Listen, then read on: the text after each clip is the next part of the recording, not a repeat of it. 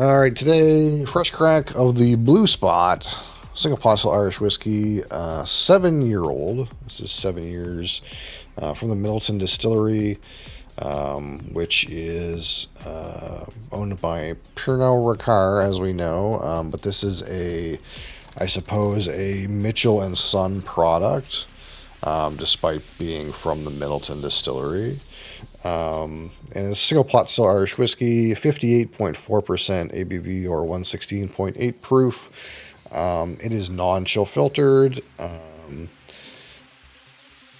That being said, nowhere here does it say natural color, so unfortunately we're left to assume that some batches of this probably have color added.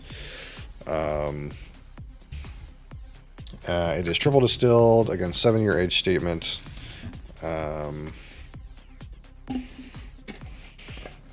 And that is 7 years in ex-bourbon barrels, ex-sherry butts of the Oloroso variety, and ex-Madeira drums. At least it says ex-Madeira casks, so I suppose that could be any size, but typically in Madeira you'd use a drum.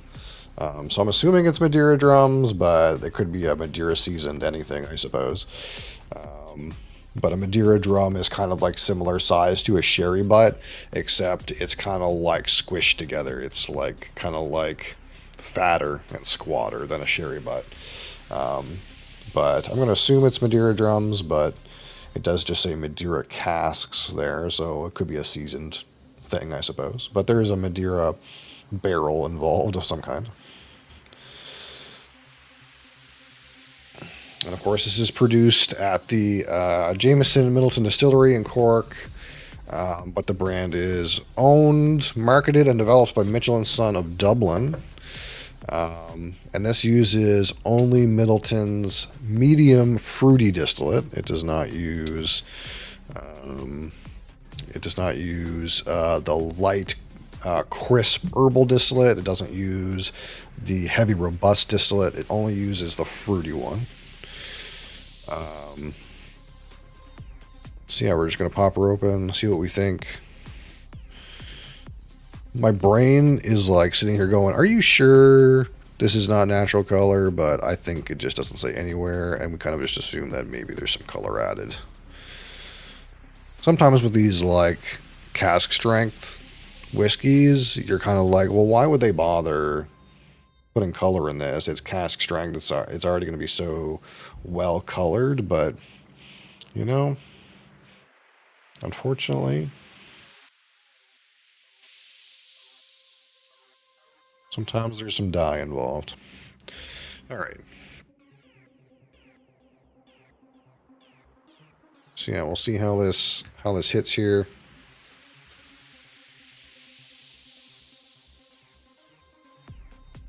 And again, I've never had an Irish whiskey at cask strength, so this will be a new experience for me in that regard.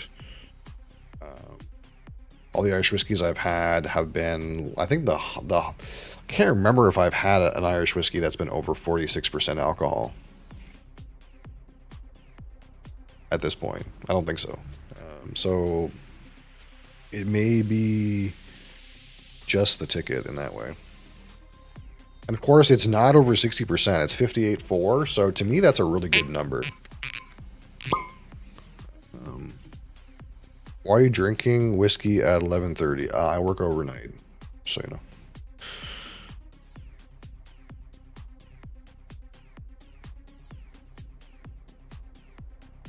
Your world and mine are upside down, Tony Soprano. But to be honest, if you're actually Tony Soprano, you probably would also drink whiskey at 11:30.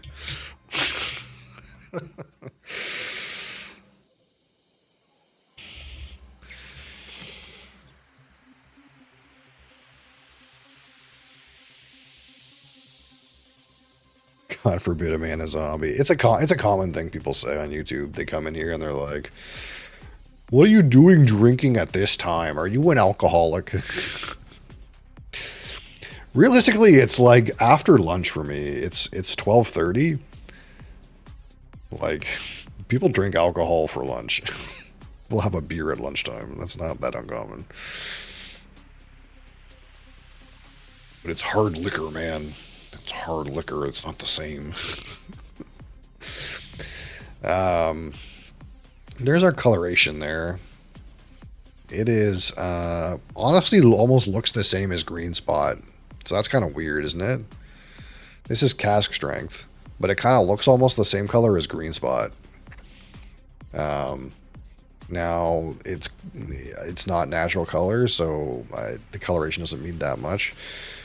But that kind of like goes to show, I think, a little bit about E150, right? Whereas Green Spot is around the same age, but is 40% alcohol, and this is 58.4, and it's almost looks the same fucking color.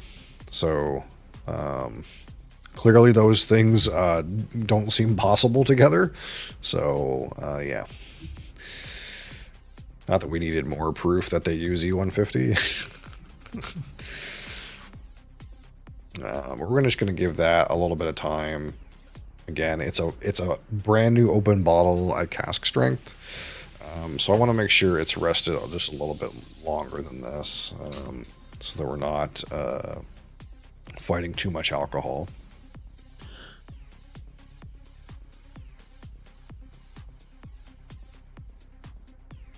But yeah, we did. I guess I put everything away. We did Redbreast and Green Spot the other day, and I also have this Yellow Spot. So we'll get to this Yellow Spot here eventually too. This one is 46% alcohol, so it's not cask strength, but it's still a pretty respectable proof. Of course, this one has the Malaga casks in it. So all three of these products have different barrels. So not only are they different expressions, this one has an age statement, higher proof. Green Spot's a lower proof. This one's higher proof. They all have like another barrel too, so they're all kind of like different in their casking as well. If you tell this kid that we're in a hurry, he slows down. That's how he is. It has nothing to do with that. All right. On that mystic.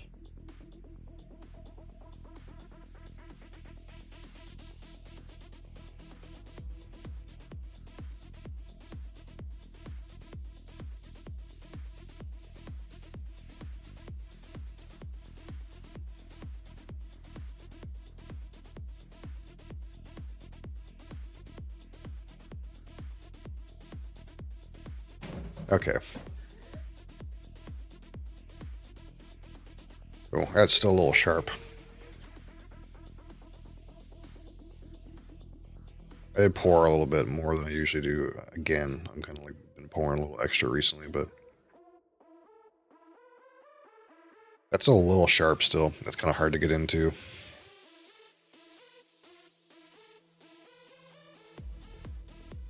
It just needs like time though. It's not like, yeah, like an alcohol issue. It's just like it just needs rested longer.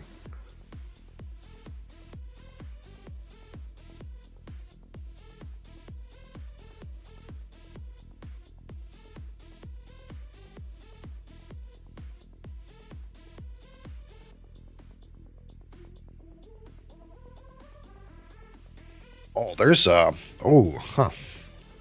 There's a bright, shiny, fruity thing in this. It's still a little sharp, but from what I'm getting, like initially, man, there's a loud, bright, shiny fruit. And that's, again, when we talked about the Green Spot, the thing that really occurred to me is that orchard fruit was very bright and shiny, like Granny Smith green apple. And I wouldn't be surprised if that kind of shined through on this bottle too.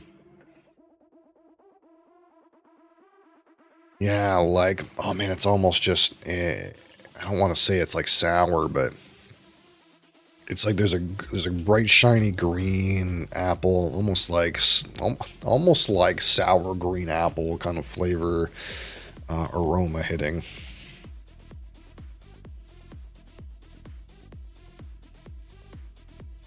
Man,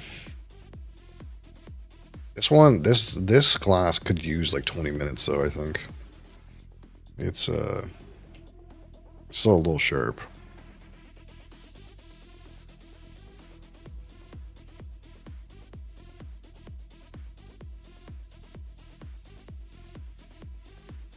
Man, that's rough. This one is come across really sharp.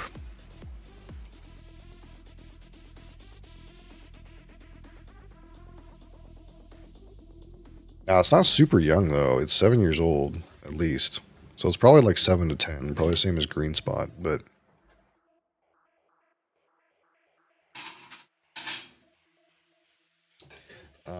it's almost like so there's like that green apple characteristic, but there's a little bit of that kind of maltiness in there. But there's also like something that I would associate with like a white grape note, like green grapes. Um, yeah, like oh, that's kind of interesting. Yeah, for me, it's like sour green apple candy, or like green apple fruit, and like green grapes. But there's a little bit of malt character in that too.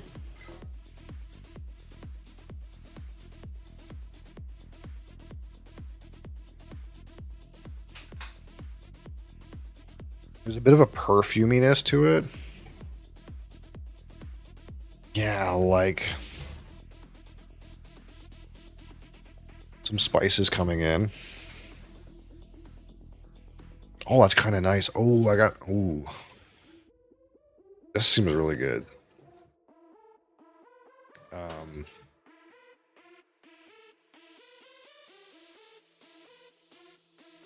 I'm getting something that to me reminds me of pumpkin pie filling.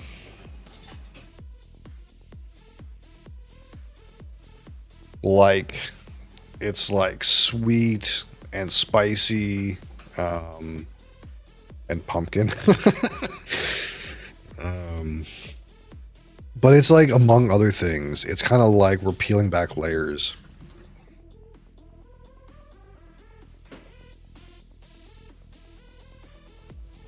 Oh, that's really nice.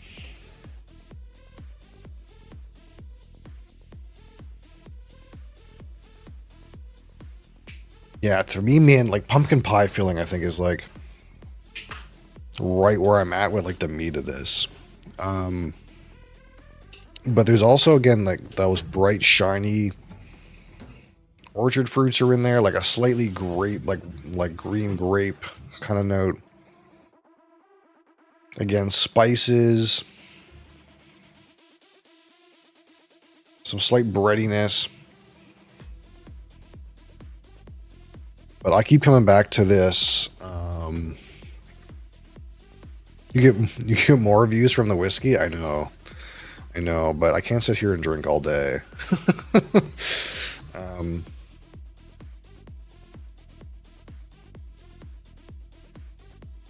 well, that's actually really nice. Yeah, it's like there's the way it feels for me on this nose is like there's like a wide range of notes um, that are kind of like on the outsides, but the core of it for me is like this kind of pumpkin pie filling note. This like combination of like slightly sweet, slightly spicy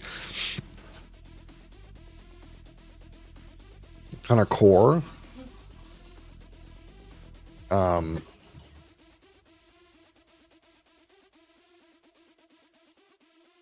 but in comes some of that like sherry dried fruit.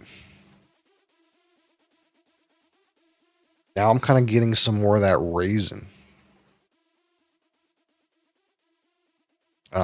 There's we could I feel like this is one of these noses we could talk about forever. And the worst part is, or the best part is, I feel like the larger developments in sweetness are still to come.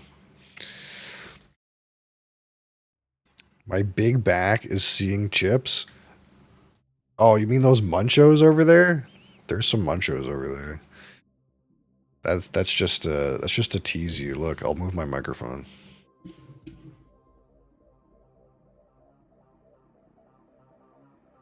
That's my snack right there.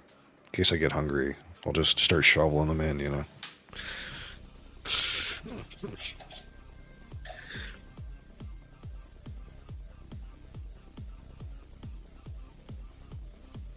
Yeah, I feel like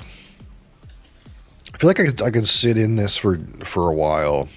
So we're not gonna sit and talk about for half an hour about the nose, but we could. I feel like. Um, yeah, some like almost like sweeter notes are coming in. Some of that vanilla. Like, we'll take a drink here, okay? We could be here for a minute. Um, the skinny that you need to know is the aroma is quite complex. There's lots of breadth of flavor. There's very strong intensity of flavor. You got to wait for the alcohol to kind of like chill out for a minute. But Yes, you can.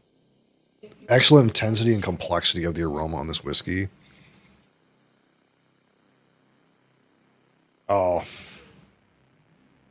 okay. We're gonna take a sip here, or else we're gonna be here all day. Blue Spot, 7-year-old single pot still Irish whiskey on the palate.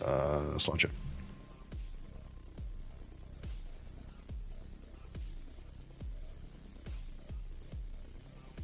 ask you heard me before.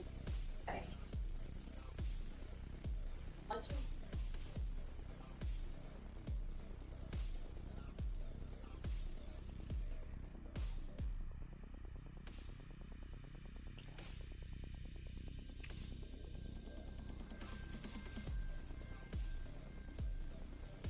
I'll just- Oh, not that hot, really. Whiskey 350. How's it going? You're in the right place, I think. Yeah, not that hot.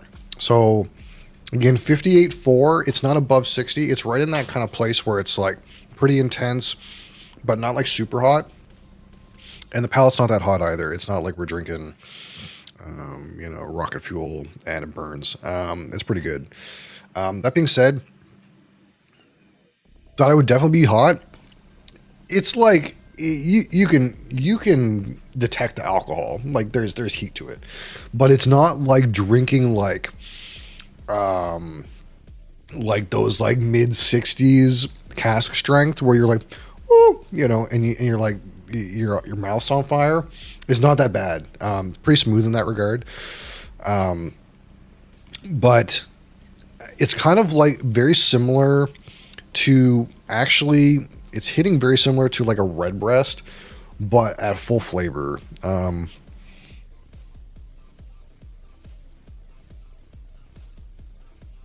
You get more reviews if you put beer on the spinning platform. I'll suggest that to Ben. Maybe Ben will put beer on the spinning platform. I'm not a beer guy, but I do beer once in a while. But uh, if you find Ventorius on Twitch, he's the beer guy. Um, but actually, like kind of way more on that winey notes on the palate. It's not so strong on the winey characteristics on the aroma. To me, it's kind of like more that fruits and spices and slightly baked goods. But it kind of feels like on the palate, you get more of that kind of like winey grape characteristic. You get more of that like sherry notes, those dried fruits kind of idea. 1792 full proof was probably the hottest thing I drank. Yeah, it's pretty hot. Have you had anything over full proof? So that would be like over 62.5. Have you ever had anything that hot? 62.5 is like it's hot, but like if I remember, like for example, one of the hottest bottles I have is the Alberta Premium Cask Strength Batch 5. And that thing is so hot. But remember, that's like 64, 64.3 or something like that. It's like 64% alcohol. But that being said, it's not the end all be all. Like if you find 1792 full proof hot, Everclear, Everclear is something. But like, for example, if you remember when we fresh cracked the Highland Park cask strength batch 4, I think it was release 4. I that was a little hot, but I didn't find it that bad. Like, it was okay. So it's not always cut and dry based on the percentage, but I think like these mid 50s is very comfortable, and this is even more comfortable than in mid 50s than like I think I've had of other whiskeys in mid 50s. But when you get up over 60, most of them are gonna drink pretty hot, if you don't add water or something.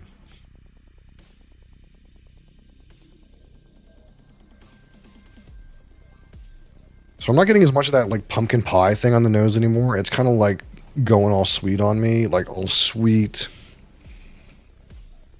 Um, like vanillas and cookie.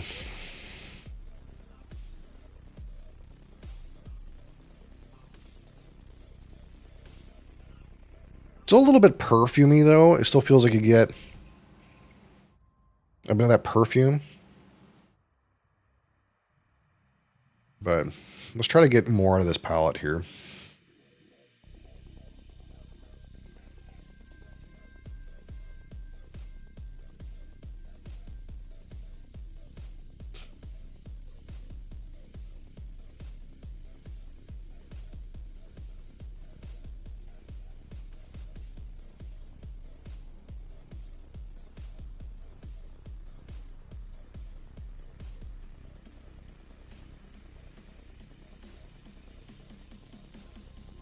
It's kind of that dried fruit and sweetness right on the attack immediately.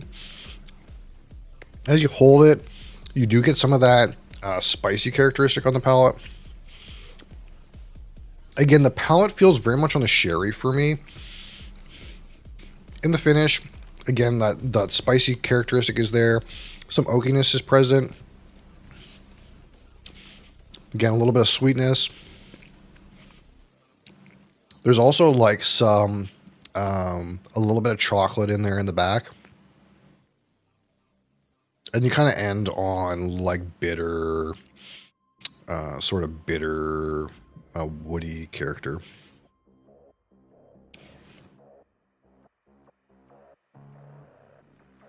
So it's interesting. It's like way less fruity on the palate, especially compared to like Green Spot. I don't know how much the percentage of the different casking is between the two. Like Green Spot, maybe is more on the bourbon barrel, with only some sherry in the mix. I don't actually know the percentages. Someone probably knows, or I could probably find out. But on this one, it kind of feels like there's more. Again, there is Madeira involved. But it feels like as soon as you get to the palate, it's less on that like bright orchard fruit and more on those like dark wine barrel characteristics, like more of that dried fruit, more of that like dark spices, more of that kind of like dark toffee sweetness, rather than like bright shiny like apple kind of fruit. It's kind of more on the darker notes. So I wouldn't be surprised if like if you found the barrel makeup for this, if the percentages used are more heavy on sherry, more some of the Madeiras in there, and less on the like ex bourbon barrel.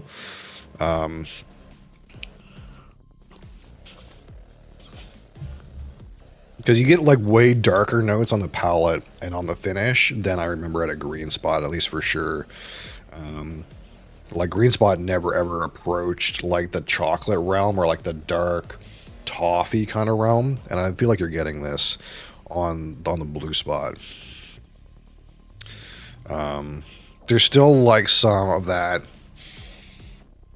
bright shiny fruit character on the aroma, at least for me. But it's way darker on the palate.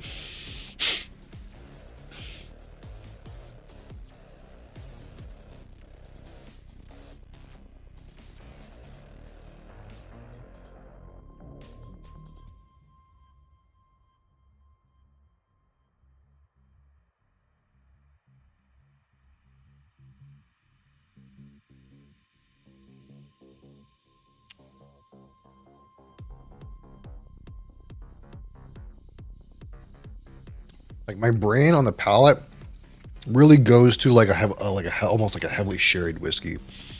Um,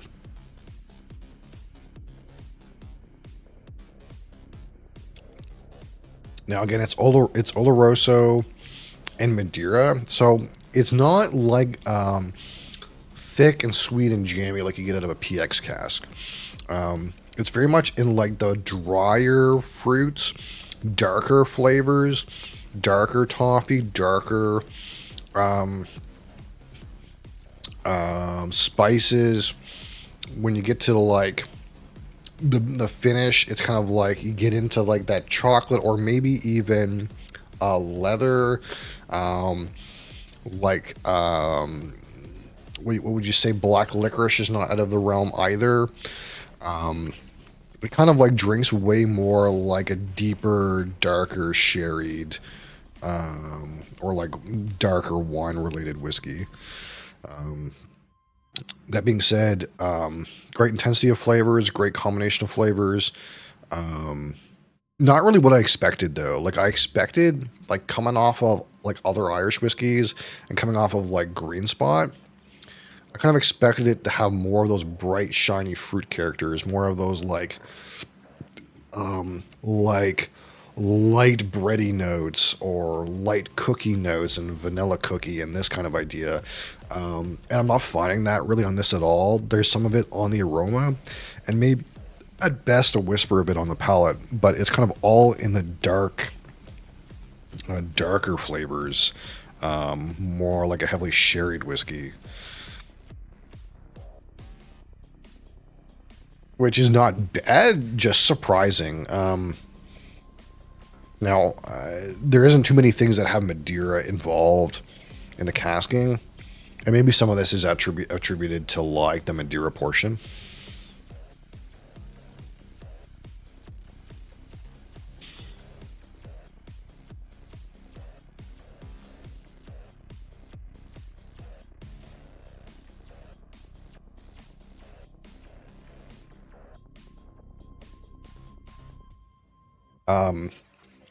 One thing I will say for this proof is really drinkable. It's really drinkable for this proof. Almost a little dangerous. I don't like it as much like as a random cask strength whiskey first shot anecdote. I'm not enjoying it as much as I enjoyed the Highland Park that we had the other week, but it's still really good. It's obviously not smoky, so there's not that smoky aspect. But it's kind of reminding me a lot of like like so when we think of the Alberta Premium, a lot of the notes in there were like rye related because it's 100% rye whiskey. But if you took the rye notes out and kind of focused more on those like heavy, darker, kind of sweet notes, a lot of that's present in this.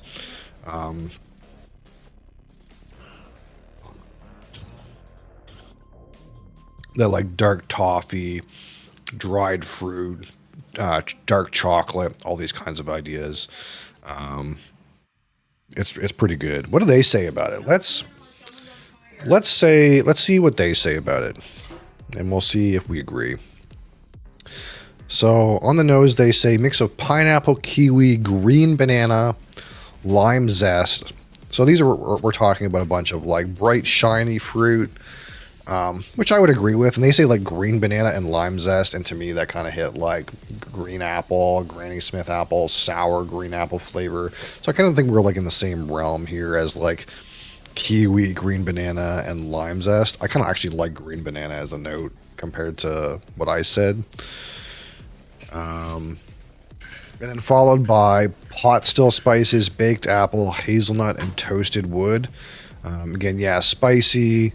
There's a baked component. Again, for me, that was kind of hitting like a pumpkin pie filling, pumpkin pie-esque. I can never give a hazelnut note, as you guys know. I'm allergic to hazelnut, so this hazelnut note, maybe. Maybe hazelnut. Maybe I've had hazelnut today and I just didn't know. Toasted wood's okay. Yeah, I don't really get there for like wood, but maybe like toasted malt or something like that. Taste or palate: a smooth mouthfeel with a subtle mix of fruit, a hint of clove oil, cracked black peppercorns, sweet spices, vanilla, cinnamon, and wood nuttiness. I mean, like, if you want to say subtle mix of dried fruit with an assortment of spices and some nuttiness, yeah, actually, reading nuttiness, there's some nuttiness. I would kind of agree with the palate having some nut component to it. I didn't say it organically, but I don't disagree with that. I think it's kind of true. Now, I didn't get like cracked black peppercorns necessarily, and I didn't get as specific as clove oil, vanilla, and cinnamon. But and I've been trying to work on like saying more specific spices. I'm still like pretty loose on baking spice, but you could call it cinnamon, you can call it clove. I think these are all fair. And on the finish, a lasting and distinctly palatable balance of exotic fruits and spices. I have no idea where you're getting exotic fruits from on the finish. That seems like wild and untrue. It is spicy though. I like that. Spicy and woody on the finish. You do get some of that sweetness in there, for sure. Exotic fruit? Exotic fruit on the finish? I don't know. I think I'm pretty far from that. Let's try to get exotic fruit on the finish.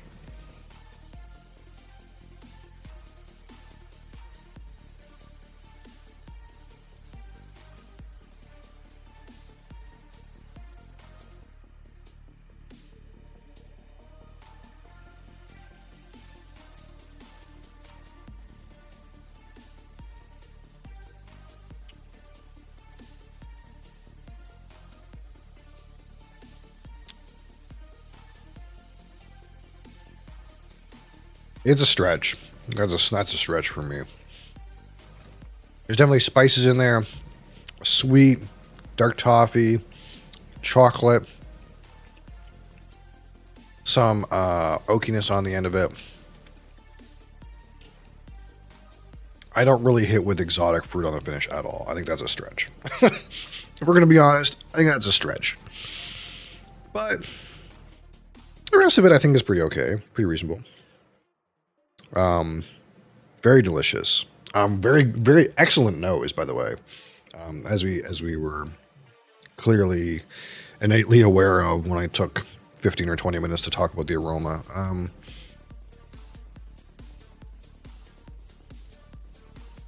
Yeah, great nose. Excellent. Intensity, of course, as with most cast strength products, really good.